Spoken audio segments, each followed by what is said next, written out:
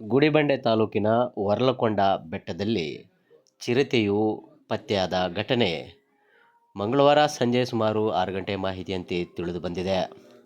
ಇನ್ನು ಡ್ರೋನ್ ಕ್ಯಾಮೆರಾದಲ್ಲಿ ಈ ಒಂದು ಚಿರತೆ ಇರುವಿಕೆಯನ್ನು ಪತ್ತೆ ಮಾಡಿದ್ದು, ಚಿರತೆಯ ಚಲನವಲನಗಳನ್ನು ಅದ್ಭುತವಾಗಿ ಡ್ರೋನ್ ಕ್ಯಾಮೆರಾದಲ್ಲಿ ಸೆರೆ ಹಿಡಿಯಲಾಗಿದೆ.